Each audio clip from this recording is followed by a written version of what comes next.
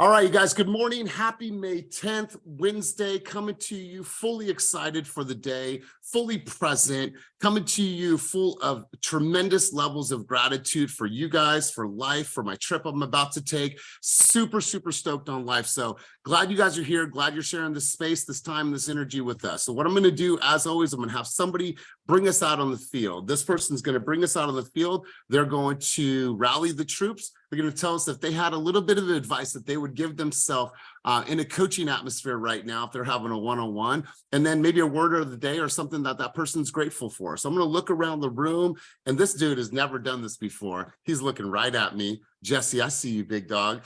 Jesse is going to bring us out on the field today. He's like, wait a minute, am I looking right at him? A lot of people are looking right at me.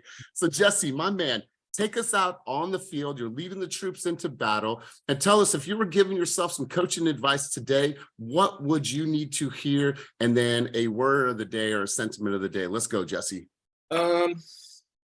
I would say be disciplined and be kind to myself.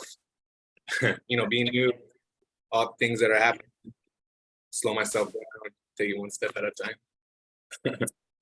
Nice. I love it. I love it. So slow down one step at a time and bring us out on the field. What do you think the team needs to hear today? What's up, guys? It's Wednesday. Happy hump day.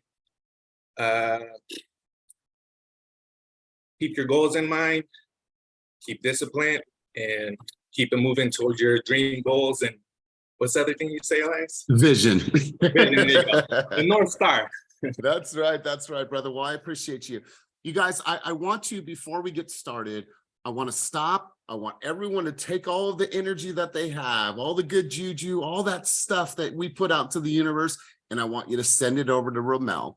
Romel submitted his first offer. Now, Romel, have you heard back on the offer yet? Yes or no? Yes. Do we have good news? I'm going to frame it as good news because we're going to keep hunting for houses, but we did not get that house. Yeah. Okay. All right. Well, here's the thing, bro. Your first offer, he made a very cool reel about that, documenting his journey. He was in the office the other day. He had his templates already built. He was ready to go. So Romel, this is just the start of really, really good things to come, buddy. And it shows you've been putting in the work, and this is just a culmination of all the hard work. So congrats to you, bro. No matter what, the fact that you're writing, that means that you're getting closer and closer and closer. So great job. And I loved that video. So you guys, I wanted to welcome, we have a couple guests on the line today. If everyone just wants to take themselves off of mute and just say a quick hello, really loud. 1, 2, 3, go. Hello. Welcome. We should probably do that more often, but we have some guests on the line today. So if this is your first Keep It Moving group coaching, welcome. This is a space that is rooted in the collective wisdom and us all growing and sharing and contributing to one another at the highest level. So if you are a guest, thank you for being here. And I want to share something with you. But before we get started, Dominique, let's just do a quick mic check. I want to make sure that our audio is good for me to turn the mic over to you in just a moment. Hello. You hear me? Hello. How you doing? Good. Good morning. Good morning. I feel like not only when I see your social media posts about real estate, I feel like we're watching like this fashion blogger, somebody that there's so much style behind what you do, how you dress, how you show up in the world. It's actually pretty cool, but we'll get to all that in a minute. But I'm glad you're here, and thank you for everything that you're about to contribute. So I want to put everybody on game. I made a promise to everybody last Wednesday, and I want to make sure that we come full circle on this conversation. So I want to, and I'll drop it today before the end, and maybe Ria, Roma, if you guys are on, if you could drop that in the chat before the end of today's session. We have live and direct coming to you guys. We have our home equity report reel created and ready for you guys to drop on social media. So let's just present this. I put the timing down to less than 10 seconds because the other one was a little bit long and I didn't really like that. So you guys can change the music because I don't like the stock music.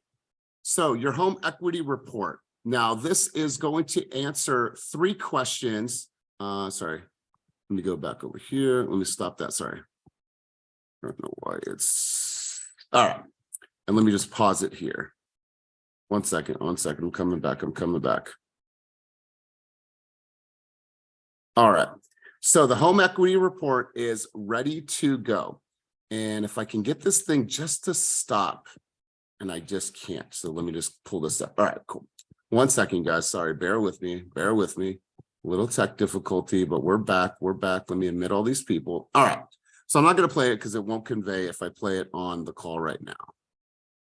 All right. So home equity report is going to be 3 pages. It is less than 10 seconds. And what's cool about this is it answers, or it actually prompts the client to look at this. And it's the home equity report. We talked about the verbiage last week, however you guys want to word this.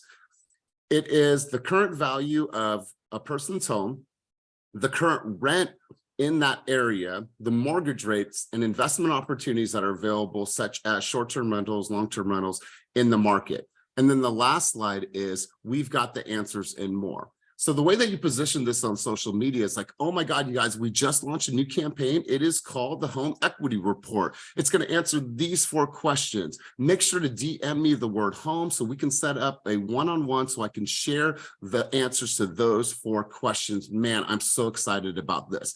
This is designed for engagement. We also have the MailChimp campaign that is created. We'll also drop that in Slack that we guys all have access to that. Make a copy of this. If you want to change the colors to match your colors, your flow, your style, that's cool, but don't mess with this one. Make a copy, launch this on social media. And what's great about this is that we're having a conversation today about value, about pooling value, about really looking at reports and understanding how to come to value when you're looking at homes, when you're writing your offers, when you're pulling comps. So this is going to correlate perfectly with the message for today. So I don't know about you guys, but I'm really, really excited about this because if used properly, all this is designed to do is to get people to say, you know what, Dominique, I'm actually curious. What I want to know more about that. Every single homeowner wants to know what the value of their home is. They also want to know, how can I, or is there a possibility for me to diversify my largest asset? And that's why the home equity report is going to go over well. So how many people are wanting to and willing to play bigger with this new reel and use it on their social media? Please give me a hand up. Please give me a reaction on the screen down below, and I'll wait. And it's a rhetorical question. Every single person should have their hand up because all this is designed to do is just give you some interaction. This is also going to be in a MailChimp campaign format. It's going to be laid out just like we have all of the other templates created in MailChimp, and you'll simply plug that information into MailChimp, and that could be your newsletter that you launch on Monday morning. I personally would have it up as a green screen and be like, oh my God, we just launched this home equity report. We're going to answer these 4 questions for people that own homes in the Bay Area. Make sure to DM me the word home and we'll schedule our one-on-one to go over your individual home equity report. And I'm just freestyling once again, you guys, but we've been talking about this for a while. So I feel like you guys should have a good sense of how to roll with this. If you're looking at finding opportunities, I promise you this is just going to get people to say, you know what? Skylar, I want to know a little bit more about that. So home equity report is ready. It's launched. It's ready to go. I'll make sure you guys all have that. And then make sure that you guys are building some really good content around the home equity report. Before we get into our conversation of the day, does anybody have any questions about that? Anybody have any dialogue, anything that they want to share, add, or contribute to the subject? Go ahead and just take yourself off of mute. Good morning, Coach. Good morning, Coach. This is Vernon. What's up, Vernon? How you doing, big dog? Fantastic, sir. How are you? I'm well. What's up, man? What's on your mind? Quick question in terms of the equity report and that template. I am definitely going to post that as a reel as soon as I get my hands on it. But my question is around the content. Do we populate the content? No. You schedule a one-on-one session with that homeowner to have an individual plan with them. So what does that give you time to do? It's going to give you time to pull the comps. It's going to have you go on Rent-A-Meter, pull up those numbers. It's going to give you ability to see what type of opportunities are there. You're going to want to know what the interest rates are every day that changes or every week that could change. So you want to make sure it's an individualized plan, and all it's designed to do is create engagement for you and homeowners in the market. Perfect. Thank you. Yep. Any other questions on that? Any other dialogue, insights, or thoughts on the home equity report? Going once. Yeah, going no, Elias, I love this idea. I'm super excited about it. But not being tech savvy, Just throwing it out there for anybody in the Sacramento area who wants to I'm going to need help. So what I'm saying is I'm going to need help putting this together, finding it, and then creating a reel for that. So I'll be reaching out to a few people. So hold on, Rich, don't overthink it, bro. The reel's already created for you. All you have to do is post it. Like, it's already created. You don't have to create anything. All you have to do is put it on your social media. The reel is already created.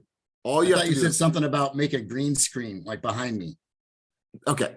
If you want to go there, somebody can help you with that. Okay. But you don't have to. Listen, hold on. I'm overthinking it. You don't have to overthink it. All you need to Okay. do is put it on your social media and the captions like, hey, we just launched this home equity report. I have the answers to those 4 questions. It's individualized for you as a homeowner. Hit me up, DM me the word home, and I'd love to share the answers with you. Love it. Yeah, so super simple, bro. Don't overthink it. Can I say something real quick? Yeah, rapid fire, nice. Anybody in the Sacramento office, if you want to be able to use it with a green screen, I'll bring my green screen, leave it in the office for like over the weekend, and you guys can be able to shoot the reel. Cool. And you don't even need a green screen. They have it on Instagram, but we'll talk about that. Anybody who wants to go to the office to do that, good stuff. Let's help each other out. Cynthia, you had your hand up. Yeah. So HomeBot has all this info for you guys already. So you don't have to go hunting around for all this information. If you've got your client already set up on HomeBot, you can find it there. I believe you have to be, Elias, don't you have to be partnered up with a lender for the HomeBot to work or something like that, right? You could pay for it on your own, but you can partner with a lender to only pay half every single month. That's right. Yeah. So instead of having to hunt for it, just use HomeBot, get the info from there. And in regards to green screen, just YouTube it. Just YouTube how to use Instagram green screen. It's actually really easy. Yeah. And it's actually, it's what is trending right now. When you look at a lot of this informational videos that are out right now from some of the biggest players on social, they're using the green screen and Mitch, super easy. But yeah, you guys, why don't we come together next week as well? And we'll just dive further into this, but do not let it hinder you from taking the action of say, you know what, I'm just going to post it. And if someone comes to me and says, hey, you know what, I'd like to know the value of my home. And Rose like, oh my God, I need a little bit of help. Well, then cool. Like we're cool with that. So let's get out there. Let's shake the tree. Let's see if we can find some opportunities. And this can go out to everybody. When you're talking about building your sphere, you have tons of people in your life right now that you know that are homeowners. Whether or not you help them with that transaction, doesn't really matter.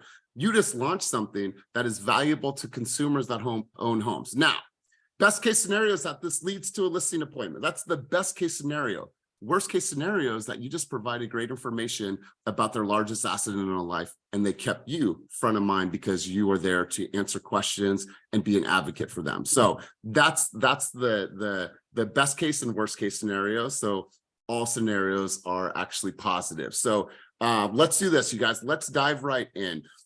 Every time Dominique speaks on our calls, there's always this extra layer, and not only is she great as a realtor, as a mom, as an entrepreneur, but she understands values of homes at a higher level because she's been on the appraisal side. She still is on the appraisal side.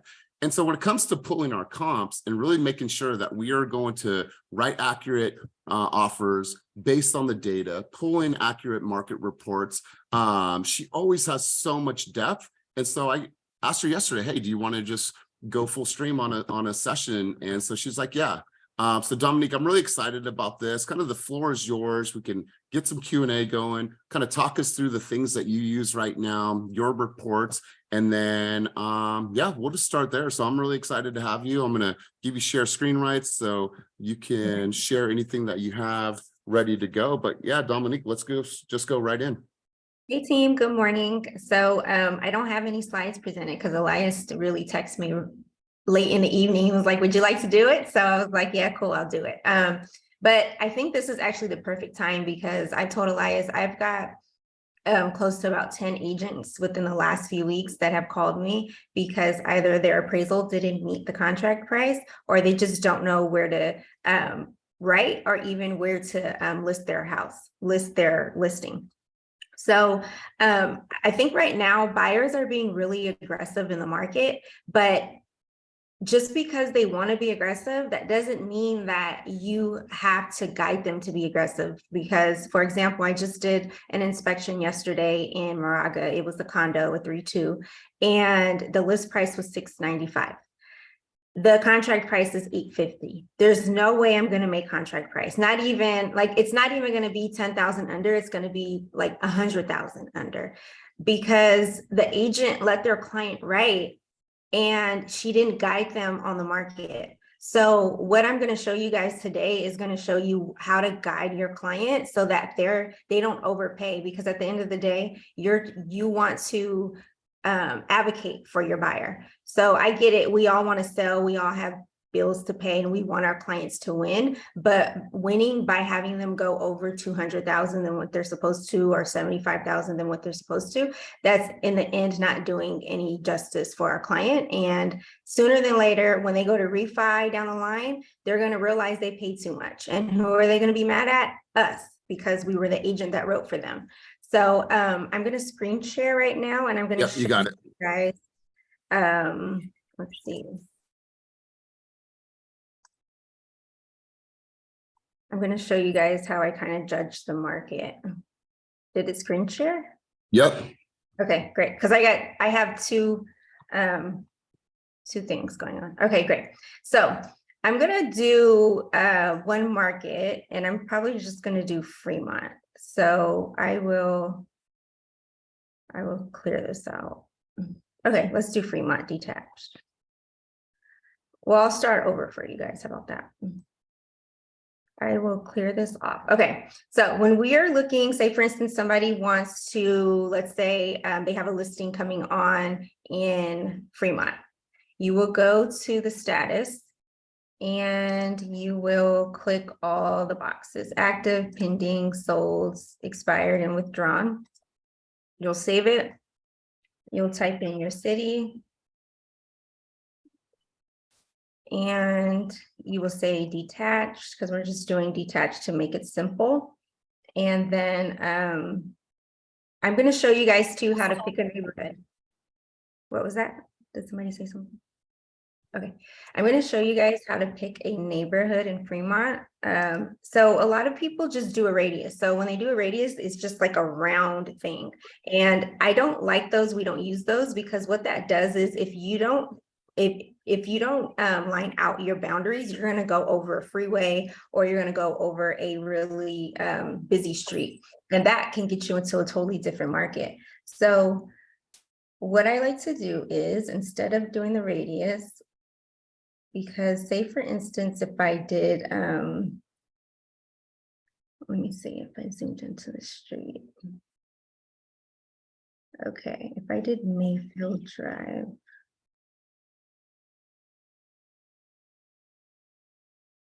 Mayfield Drive. Fremont, California. Okay. Say if I did this and I did a radius of, let me see. Yeah. Say I did a radius of 1 mile. See what that does? It's the worst. It crosses me over to different neighborhoods, right? It gets me in Glenmore, Sundale, the Central District here. So when I talk to agents about their boundaries, this is how you get way more precise. You go to draw, you do polygon, and here we're going to draw out our neighborhood. So this is Glenmore. So we're going to stay in the Glenmore neighborhood.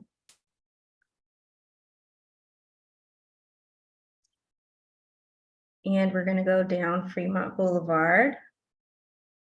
And my computer is going slow. Okay, Fremont down to Maury, down to the Nimitz Freeway, and like that.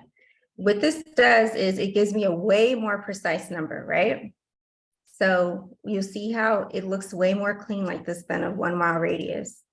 So then you go back to your criteria, and you're going to put 24 months in the list date, 24 months in your off market date, and 24 months in your closing date. You're going to go to search. And the reason why we do 24 months is because it doesn't do us justice if we know what's going on in the market 6 months ago, but we don't know, okay, 6 months ago this happened, but what happened before that? So we need to follow the trend of the market and what it is that it was doing. So once we get all of our data here, we will go to Print Plus. And once you go there, you don't have to remove this, but I do just because it's me. You'll go to select all listings. You'll go down to market conditions addendum and you'll add it. But make sure you do all listings, because if you don't click on it, so it automatically comes here. It'll take you to the market conditions. You're like, oh, the market's not doing anything. It's just stable. Well, that's not true because you didn't mark all of them. So you have to make sure that you mark all 278 listings, and then you go to print preview.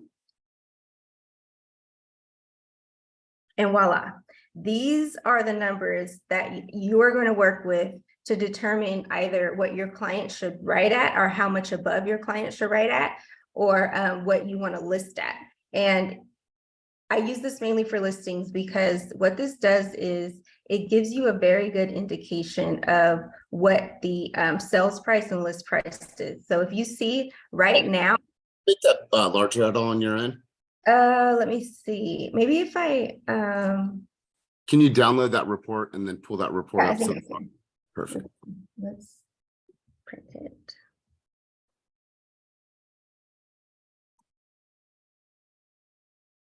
There it is. Cool.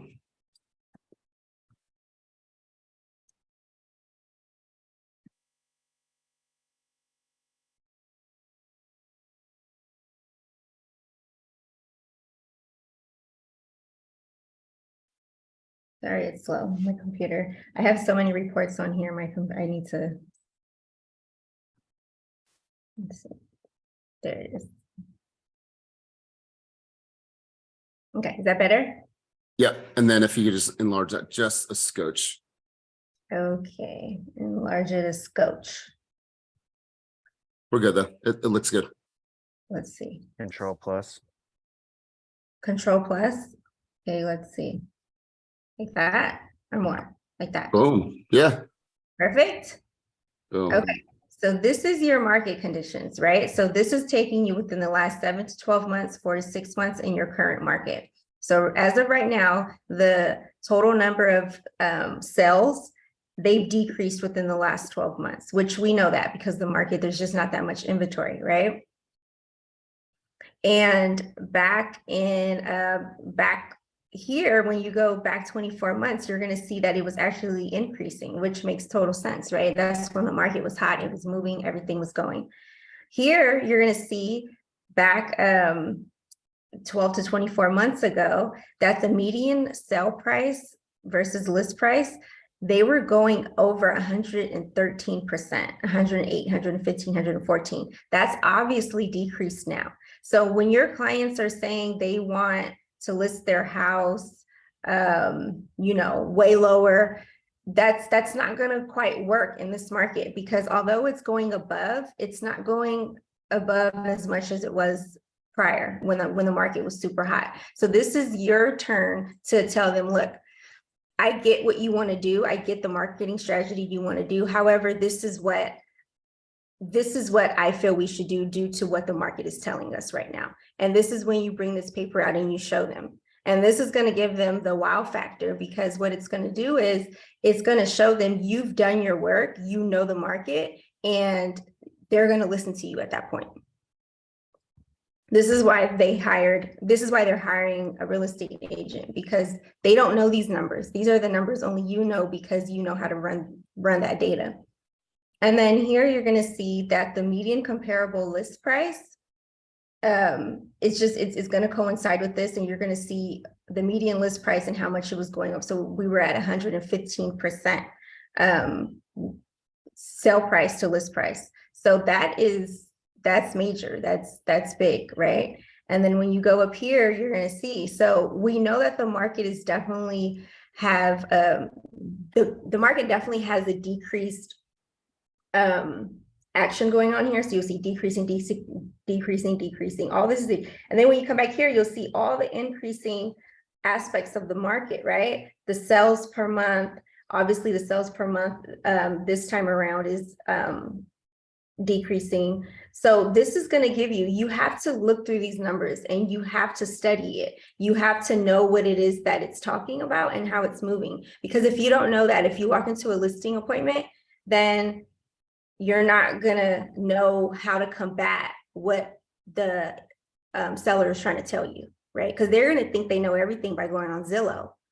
However, that doesn't give them the full picture. So this is going to be your key point to listings and also buyers. So if you see that the market right now is only going 106%, and back then it was going 113, 114, don't get your clients to go up, 113% over list, because that's just doing them an injustice.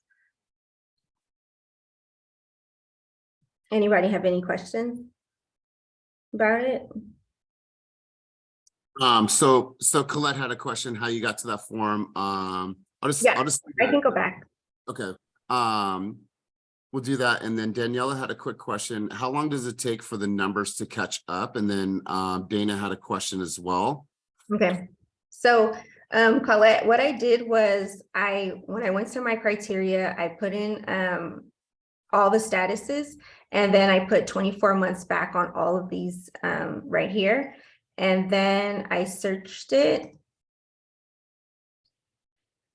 And then I went to print plus. I made sure I clicked on all listings, because like I said, it's just going to take you to the current listing, but make sure you click all listings, and then you will go all the way down to market conditions right here, and you'll add it. Perfect. And then print preview, and that'll come up. And you guys will all have this recording too, so if you need to just slow it down and go back to this. But let's address some of the questions here in the chat. So how long does it take for the numbers to catch up to the market trend? Yeah, so it'll take a few months, because as of right now, so I don't know who I was talking to. I was talking to an agent, and they were saying that their appraisal did not make value, but there were comps that were, or there were pending sales that would help it. However, they're not sold yet. So that's not going to help us. So once those comps that are in contract, we say an average of 30 days, go, once they sell, then the appraiser can use those and see that the market is picking back up, right? But until then, until all of those houses close, like right now, I think we're actually in a time where a lot of the pendings are more and can support the aggressive buyer, but we can't use those until they close and we see what they sold for. Okay, good. And then if you, Dominique, really quick, can you stop? Perfect. Yeah. So let's go to a couple of the hands that we have up right now. Dana, let's go to you, and then Jeff will go to you, and we'll just keep flowing. Sure. Thank you so much, Dominique. This is super helpful. But can you also use this report to strategize writing an offer for a buyer? Like, would this be helpful? Yes, Okay. it would be very helpful, because what it shows on the report is the median sale price of list price. So if you see that it's either going below 100%, that means that market is not moving above list price. It's either moving at list price or below. And if you see that the market is moving at least, 105%, 110, then you can kind of gauge will go up about that much from list price. Okay, thank you. So quick question for you, Dominique, just so people understand, if they weren't here during the COVID times and what I call the wild, wild west, some of us didn't experience this multiple offers, $100,000, $200,000 over asking price, right? So say you are writing an offer with a consumer, they're willing to waive their appraisal contingency, and they're willing to go in at $100,000 over what it's listed at. Now, obviously that's going to skew the market value, because they're purchasing the home based on perceived value versus market value. Well, when that house closes, is that the new benchmark for everything in that market at a 3-bedroom, 2-bath at 1,500 square feet? Is that what future consumers are up against? Yeah, it's definitely a start to it, right? And so that is something that if it's in the market, if it's in the immediate market, and it's a very comparable sale, you can't ignore it. So you would have to use it because it's new, it's comparable, and it's in the immediate market. You'll have to use it. So either they'll say, okay, this is what it's worth, or it'll be in between the average and then what's the highest there. It'll be in between. Just kind of depends on what it is that you're adjusting for, not adjusting for. Love it. Love it. Jeff, you had your hand up, big dog, and then we'll go to Ramel, then Ashley. I'll come right over to you in just a moment. If you can throw your hand back up so I don't miss you. Jeff, let's hear from you. I think that kind of just actually answered it, because I was going to say I'm writing on a property in Oakland right now that, like, on the street, there's one comparable sale that would justify a price, but the remaining, if you keep those boundaries, the remaining are a little bit lower, but they were also not as updated. But then there's comparable neighborhoods right next to it that have houses that are comparable to ours as far as square footage, bedroom, bath, updated. So do I throw those ones that are a little bit outside the boundaries out and way more to the ones that are lower with that one justifiable one, would you say? Well, I would say that there's a lot of more questions to that, because if in your immediate neighborhood and where we should be looking, if you have enough recent sales that sold within the last 90 days and you have enough that is around the same square footage and lot size and somewhat, and if you can bracket the superior and inferior condition, then there's no need to go outside. We would just use what's in your immediate market. Okay, for sure.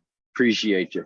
Now we always say that every appraisal it's subjective, and I think that obviously not everyone is as skilled as you are. I've had an appraisal done, and the appraiser pulled from so let's just take Oakland for example. Well, you can literally go 2 streets over and be in a completely different market. Well, if that appraiser pulled from the other side of, let's say, 580 as you're going up the hill, they pulled an appraisal from there, a comp from there, and actually put it into the report, and it helped us hit value. But what happens when they're pulling? Are you able to rebut that? And you're able to say, well, hold on a second, you crossed MacArthur and now you're in seminary, and that doesn't make sense. Are you seeing agents do that and go back in and like refute that if the client or the appraiser comes back undervalued? Yeah. I mean, you can pick and choose what it is that you know, but that's the thing. And that's why it's good we have these conversations, because once you know when something isn't right, you have the full capability of writing it up and sending it to the lender, because that just shows them like, okay, this person is just not like winging their job. They know what they're talking about and they're doing. So you can contest it, but if the appraiser comes back with a really good analysis of why they used it, then they can keep it in the report, because they're like, hey, this is why I used it. And that's why my supervisory appraiser always told me, you can do what you want, but explain, because people need to understand and know, and you need to give them good enough data to let them know why you did what you did. Yeah, I love this. Really good stuff. Ramel, let's go to you, and then Ashley, if you have a contribution. The only ask is that you throw your camera on when you ask your question. So Ramel, let's go in with your question. This is awesome information. My question is, what's the difference between the report you showed us and doing it's a regular CMA? Is there a pro and con to those 2 reports in terms of value? CMA, I just like the layout of it better, and it kind of gives you a better idea of what it is that's going on. And then I don't know if with the CMA, what is your criteria of what you do, like what comps are being pulled, what's not being pulled. Everybody has a different way of doing it, but as far as like the way I did it here, I think it's more precise and just like a straight across the board kind of thing, and it gives you the market on different levels. Okay, so with yours, I think the absorption rate, the total number of comparable actives, and the days on the market, the median list price, sale price. I don't know if people really pay attention to that on a CMA. Like they'll pull it and they'll probably go through it and then just give it away. But this will make you better analyze and see it in a different aspect. Good stuff. Good stuff. Ashley, did you still have a question? You guys put your hands up. We still have quite a bit of time if you guys have questions. What's up, Yes. Ashley? How you doing? Hi, good. How are you? Good, good. What's your contribution, question, or insight? Thank you, Elias, and thank you, Dominique. This is so helpful. I had my first listing 2 months ago and priced it right. The appraiser pulled 12 comps. I'm not sure if you're familiar with Sacramento, but my listing was near CRC, and 8 of the 12 or 11 comps were over by Mac Road in Stockton. Came in 30,000 under offer and 15,000 under list. And when I did the appraisal rebuttal, she refused to make any changes. So in that case, what would you suggest? Good question. Well, that actually happened to me in with my own refinance. My husband and I had a house, a duplex in Oakland, and the appraiser came in 150,000 less than our appraisal less than a year before that. And he pulled comps from, we were in the Nobe. I don't know if anybody's familiar with the Nobe, North Oakland, Berkeley, Emeryville borderline. And he went all the way to like West Oakland, where there were abandoned buildings, homeless encampments. Homes were pretty much being held by like 4x4, and our home was completely remodeled. We did a 60-page rebuttal. That didn't work, so we went to the news. So if you ask me, I'm going to tell you to go to the news and get a lawyer.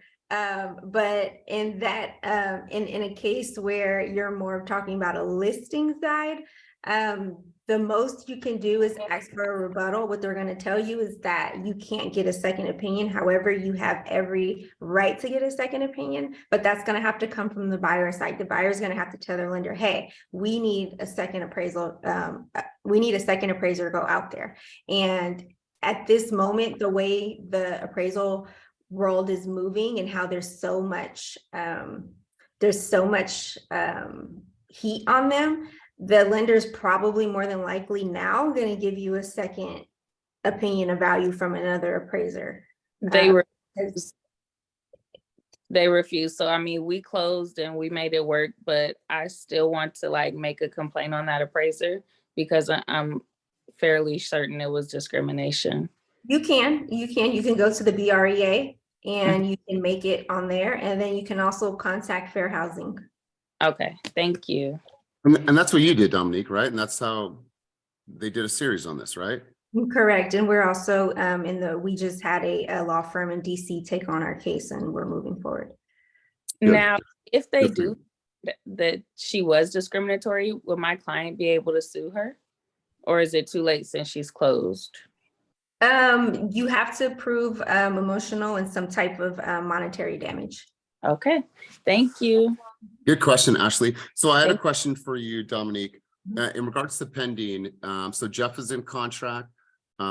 He pulled a couple comps. He talked to all the listing agents that are in contract. There is 4 homes that are pending that are at that value or maybe even above. Is there any point that appraiser would look at those pendings depending on close of escrow date, so on and so forth? Is there any opportunity to use those as leverage?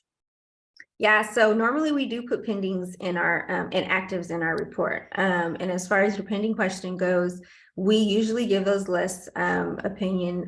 We usually give those less weight when getting the final opinion of value because they hadn't closed yet, and we know anything can happen while Totally. it's pending. So something can come up and they're like, oh no, we need 50,000, or you have to come down 50,000. So it wouldn't be ethical for us to do so because so much can happen. It can fall out.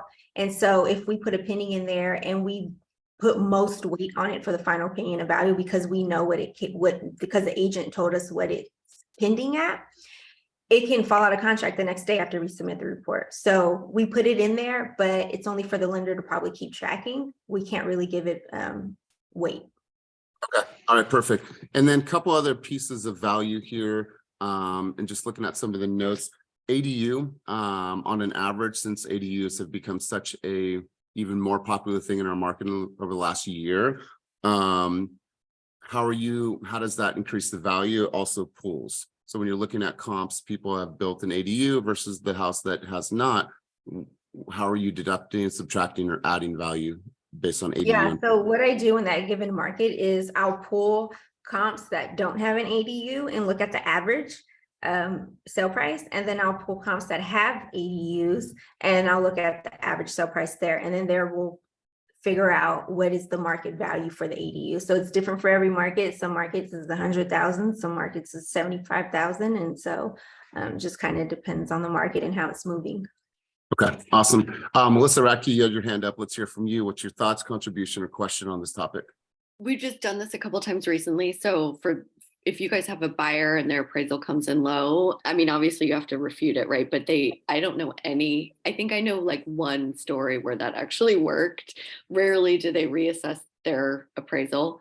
But I wasn't joking when I said switch lenders. So we had a buyer get in contract and, it's like fully non-contingent. They had the cash to cover it, but we were really confident in our value with the actual closed sales that were real comparables. So we just quickly, if you have a bunch of great lenders that we just quickly switch lenders. Now the buyer's gonna have to pay for that new appraisal, but got it going, got the new appraisal, it met value, and then we closed within like 14 days or something. So there are ways to protect them after the fact. You just have to get a little scrappy. But it's FHA, because doesn't that stay on file? That's what happened to me.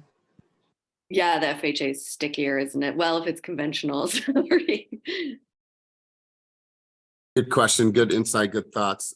Anybody else? I have time for 2 more questions or contributions or insights. Let's leverage this time. Let's make sure we take advantage of this information. Anybody else have any questions? Got time for a couple more. Going once. Liz says sometimes there's no comps with ADUs in a neighborhood. Yeah, so typically if there's no comps within the neighborhood that has an ADU, I open it up to the whole city, or open the market up, and then we'll determine there by just kind of looking at how, I'm sorry, I'm just. No, Rose, I need you to mute yourself. Oh, okay. Go ahead, Dominique. And so what I'll do is I'll just keep opening up the market until, and then if I have to do it to where I have to open up the whole city, and then I'll make proper adjustments for neighborhood and all those things. So sometimes it's not as black and white. There's a lot of gray areas there. Yeah, good stuff. Let me ask you a question. Now, obviously you're an abundant person. You operate out of abundance. We have people in different markets, different MLSs. Is everybody, no matter what their respective market is, MLS, Paragon, MetroList, are they able to pull similar reports like you showed us, or will their appraiser, is there appraisers that can help them with that? Pull the reports, what the market condition report, I'm sorry. Yeah. Oh yeah, everybody's able to do that in their different MLS. Is that what you're saying? Yep. Yep, everybody's able to do that. Okay. All right. Cool. Has anybody in any other MLS used a report like this? Maybe if you're in Sacramento, Central Valley, has anybody used those before? I tried to explore it on the MetroList, and I can't seem to find where to get it from. Okay, cool. So maybe we can come together in the different offices with the MLSs, and we can really go through this and make sure that you guys know how to pull this data. Good stuff. Awesome, you guys. So let's start coming full circle on this. Here's something I learned and heard yesterday. And when you're talking with consumers, spreadsheets are not sexy, right? There's nothing about a spreadsheet that is sexy. So what I want you guys to do is be able to understand this information and be able to say, okay, based on what's happening in the market, based off of it, this is our strategy, right? And this is where we should go moving forward. So it's one thing being able to look at the data, understand the data and deliver it, but what does that mean for your strategy, right? Based on this information, how should we proceed in the process with writing your offer or listing your home? So leverage the information, understand it, be able to break the numbers down, but understand that that part of the presentation, unless you have the weirdo engineer that loves the data, right? They're the data nerds, like that's cool. That's what they're into. But for most people, they look at it and be like, oh my God, I'm going to be lost on this. So take the information and be like, okay, based on that number right there, you see that 116%, what that means to you, and then have that roll into what your strategy is and articulate that to the consumer. So Dominique, I knew this session would be incredible. So I want to go around the room. I want to get a couple key takeaways. Let's go to Megan. Megan, great video yesterday, by the way. Holsinger, let's go to you, Megan. Couple key takeaways or a key takeaway from our time together today. Yeah, no, that was awesome. I knew that MLS had all sorts of reports like that, but I'm a newer agent. So it was really cool to see that. And I actually lived in Glenmore, so that was so cool that it was Fremont. So thank you for pulling that. And I'm definitely gonna go mess around with it a little more and try to see if I can learn some areas of Sacramento because I just moved to Sacramento. Beautiful, beautiful. Let's go to one of our veterans. Let's go to Maria Dominguez, also up in the SAC market. Maria, a couple key takeaways from our time together today. Let's hear from you. I loved it. Thank you so much, Dominique. I love kind of dissecting, excuse me, the reports. It's very, very important for us to know what's happening in the market, but also what the trends are. And then being able to take that information and tell our consumers, like, how to price, how to offer and stuff like that. So I love it. And I'm looking at MLS or Metro List right now. And I mean, just in a year, our prices have changed for sale by almost 35%. And I'm like, oh, everything's trending downwards. So it's interesting. So I'm going to pull this just like Megan, and I'm going to go through and I'm like, okay, what is the next trend? So thank you so much for having Miss Dominique. I love this. I love this. And Maria, remember this, you guys. When writing an offer, when putting or doing a listing appointment, we remove our opinion, right? This is not about opinion, right? I don't believe you should write this. No, based on the market conditions and what's happened in the market over X amount of days, this is our strategy. And it's all based off the numbers and really understanding that at a high level. So really good stuff, Maria. Ophelia Vargas, let's go over to you. Ophelia Vargas, key takeaways from our time together today. My key takeaway was definitely the going back 18 to 24 months. I never really went that far back. I usually go 6 months and then 3 months just to bring it zoned into today's market, or at least the trend. But that large scale overview to really see that trend was like such a good eye opener for me. Something that I've gone through in all my years, I've always sensed things. Sounds weird, but data wise, I've seen it, but I'm always like, I can sense it going this way. I can sense it. And I've always been okay, but I've never had real data. And then now to have that a little bit more with my experience, that was key. That was gold. Thank you, Dominique. You're awesome. I love this. I love this. Hey, Roma, Ria, or Judith, can you guys drop the home equity report, the actual copy of it in the chat below? Let's go to a couple other key takeaways from our time together. Let's go, Vernon. Let's hear from you. Key takeaways from our time together today.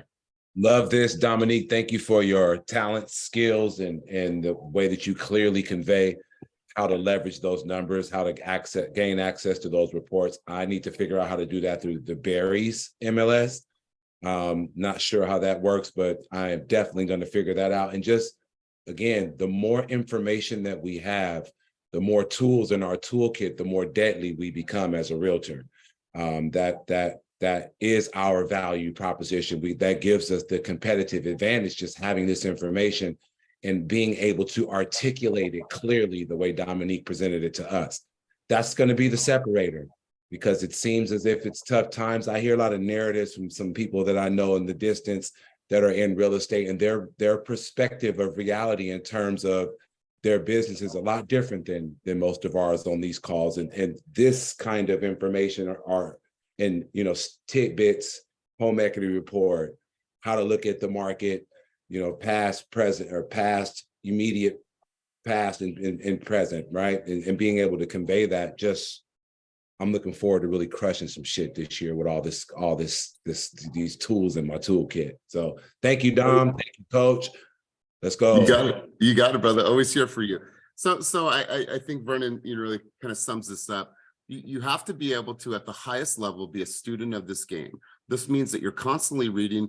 Yeah, as busy as Kenny is, the man spends more time reading than anybody that I've ever known. And so there's never a time where he doesn't understand the nuances, the patterns of where the industry is going and what's happening and what's relevant and trends and patterns. And so it's important that you guys are students. And allow these sessions to be a vehicle to say, you know what? I need to put into my calendar every Monday, Wednesday, and Friday, or every Tuesday and Thursday. I'm going to spend at least an hour reading, and I'm going to paraphrase some things, and I'm going to have some great conversations. I'm also going to come up with some hooks for my videos. I'm going to come up with some hooks for my emails, and I'm going to have some great conversation pieces. Because if you ever feel stagnant talking with a consumer, you're just not reading enough. And if you never have enough value to offer a consumer, you're not reading enough. You're not studying enough. You should be filling yourself with so much information and then practicing that information with accountability, homie. So if anybody ever talks to you about the market, be like, wow, Mitch, I've never heard it articulated that way. I've never heard it. Well, yeah, because most people just give you the surface answer. Yeah, inventory's low. There's a lot of buyers. You should probably get into the market now while it's still hot. Like, it's surface level. Like, actually take people through a history lesson, share with them what is actually happening and the reality of the market. So really good stuff. Let's hear from two more people before we close out. Let's go to Skylar. Skylar, key takeaways from our time together, and then Ro, I'm going to have you wrap us up. So Skylar, let's hear from you, big dog. Key takeaways from your time together today. The uninformed agent will suffer. Totally. And your business will suffer, your consumers will suffer. So good stuff, man. Anything else? One thing that I love, in sales, we put a lot of, especially in 100% sales, we put a lot of stake in the sale. I mean, it's our money, right? And the less stress you have per sale, the less important that sale is to your overall capital, your whole stack, the less stress that sale will be, which direction it goes, if it's no. So, what I've learned in my time is pipeline solves all problems. Whatever your issue is, stack up that pipe, baby. Do that work and get that going. You got one deal that closes, you lost 100% of your money. You got one deal out of 10 that closes, you lost 10% of your opportunity. 10 extra stuff, build your pipe. It solves all problems. Well said, brother. Thanks for being here. I appreciate that insight and that sentiment. Ro, let's have you wrap us up. Ro, key takeaways from our time together today. I love this so thank you, Dominique. I feel like I can be more of an advocate. And part of the reason I got into this business was to make sure I could help people build wealth. And so I can go in and say, this is what you deserve, or this is what you should offer, and here's why. And to have the information to really push back if that doesn't happen for whatever reason because of the appraisal. And I should say I want to be an appraiser. I mean, that's part of the reason after reading the news stories about what was happening to people of color is really why I stepped into the space. And so I appreciate having another tool, another resource to make the case for the people I'm representing. So thank you for this. God, I love that. I love that. You guys, Dominique, you had your hand up, and a closing thought before we head out. Yeah, my closing thought is pretty much just work by the intent of caring rather than just trying to get a deal, because that's going to make it go a lot smoother, and you're going to find that it's going to make it that much more worthwhile, because when you work with caring, that's going to guide you to do more research. It's going to guide you to get more data. It's going to guide you to know more. And by knowing more, you're going to realize you're going to attract the business more smoothly, and it's going to flow more. By just going out there and not really having an intention for something and not really caring, then the business isn't going to flow, because people aren't going to feel that from you. What you exude, what you let off is what's going to attract. So when you let off care, when you let off that, what you do is really what you do, and that you actually do all the necessary steps, and all the tools to guide this person, that's going to automatically come, and people are going to start coming in. That's right. Guys, be conscious of that. Remember this, in anything that you're doing in your life, energy does not lie. If you really look at the vibrations and you really understand energy at the highest level, energy doesn't lie. So we need to be two things in this business. We need to be leaders and we need to be teachers. And when you think about teaching, that's advocacy. And so go out there and be an advocate for your consumers and lead them through this process and help them understand everything that they need to know about the largest asset in their life. So Dominique, I appreciate you. I am beyond grateful for your contributions, your time, and for everyone that is here with us 3 times a week. Thank you. And thank you to our guests for being here today. I appreciate you guys. I am off to Arizona to go play bigger. Keep It Moving group coaching will not take place on Friday. However, script role play session will be taking place tomorrow at the same time. And that's going to be hosted by our very own Vanessa Vo. So you guys hop into that room, have some fun, script role play, and do your guys' thing. So you guys, thank you for being here, Dominique, sending you love and light. And you guys keep it moving towards your dreams, goals, and vision. Peace.